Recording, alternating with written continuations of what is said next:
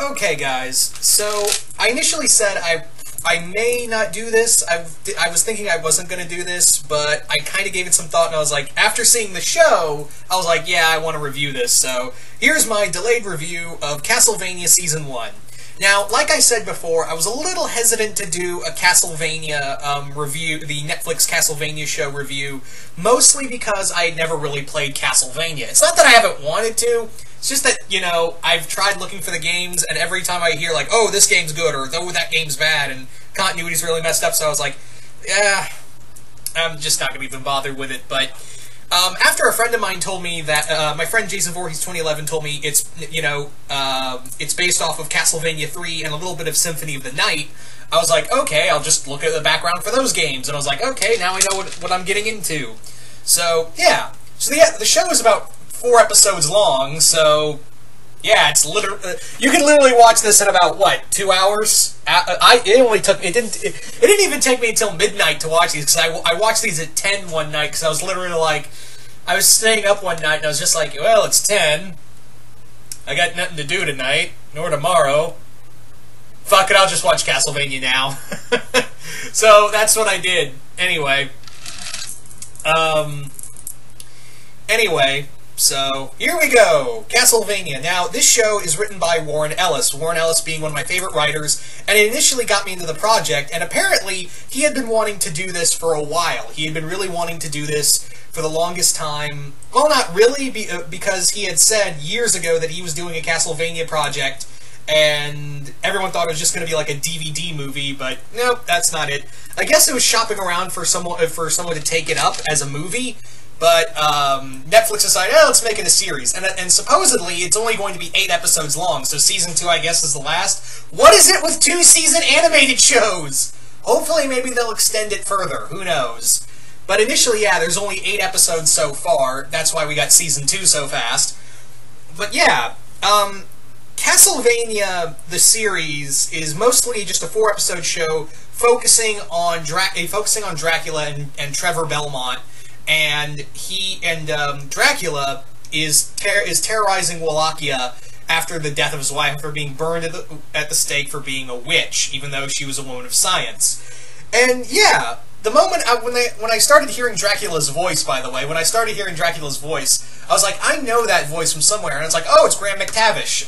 For those who don't know who Graham McTavish is, very good actor, British actor, but most of you who are watching this probably know him best for voicing Loki in Hulk vs. Thor, the animated film, and as well as he voiced Loki in Avengers Earth's Mightiest Heroes. Yeah, so he was Loki, so you guys probably know him best as Loki. He's done a few other things, but you'd probably know him best from that. So anyway, I thought he was really good as Dracula, and yeah, for only like less than a minute between him and Lisa, it's like, yeah, I already understand why you would kill someone after that, because she's a very beautiful woman and very intelligent, and I love how they're just like, she takes none of Dracula's shit. Yeah, and you feel really heartbroken about, you know, watching her die horribly, and, you know, you can understand why Dracula's like this. The main focus really is against the church, really. Especially one guy, a bishop, who has just dreams of being you know, he has just had dreams of, like, ruling the people through religion. And you know, he's kind of like Frollo. He's really much like, he reminded me of Judge Claude Frollo from Hunchback of Notre Dame.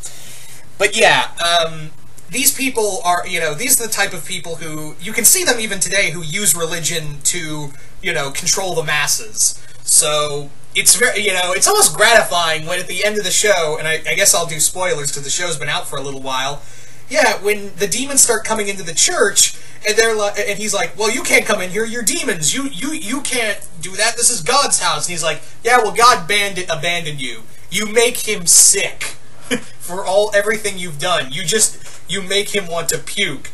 So I was like, ah, that is so gratifying, because I doubt God would condone these horrible things. Anyway, so the stuff with Dracula is really good. I wish we got more of him, really. I really do, and maybe we'll get more of him in Season 2. But the main focus of the villainy comes from the church and the monsters. And trust me, this show is not for kids. Yeah, this show is definitely not for the younglings. It's no. Literally, there's a moment where we see demons outside of a building of a city called Greshit, and we see these demons, and one of them has like a newborn infant in its mouth. And you see kids dying a lot in here. There's some gore in here, and that probably comes from Warren Ellis as well as, because he's known for violence. But Adi Shankar, I hope I'm saying that last name right. I do apologize if I mispronounced that name. But most of you guys would know that guy for helping to make the Dread movie, as well as he did that dark, gritty Power Rangers film, a fan film. He's done a few other fan films, like a Venom fan film, and a few other things here and there. But you guys probably know him best from the Dread and of course the Power Rangers dark gritty reboot. Not the fan film, I mean, the Power/Rangers. Anyway, so let's talk about Trevor. Let's talk about Trevor Belmont. He is awesome, and I've never really played any of the games. All I knew is Simon Belmont, and that was Simon and Gabriel Belmont, and that's all I knew. Richard Armitage, who most of you would know best, is Thorin Oakenshield from The Hobbit. He is awesome in here. He gives Trevor this kind of war-weary kind of hero, and he's just... And you see this in just 4 episodes. You see... Well, technically it's 3 episodes, because he doesn't show up until the 2nd episode. The first episode's mostly Dracula-centric, but just to set up the story. But yeah, the story with Trevor is just awesome, of seeing him this kind of broken down. He is the last of the Belmonts, and he is just angry with everybody and kind of pissed off. There's also some great humor in here, and you can attest there's some very Warren Ellis-esque dialogue when it comes to humor. Like, there's a story about a guy talking about seeing his neighbor fucking his goat, and I'm like, yep, that would be something only Warren Ellis would write. There's some just great moments where he's like, where Trevor walks in and he's talking to the speakers, and he's like, hey, I hope thanks for letting me stay. Oh, by the way, you're all going to die. There's just some great dialogue, and all the voice actors give some just excellent delivery, whether it be, especially Richard Armitage, who gives, like I said, Trevor just this kind, he can go from comedic to serious in just like a heartbeat.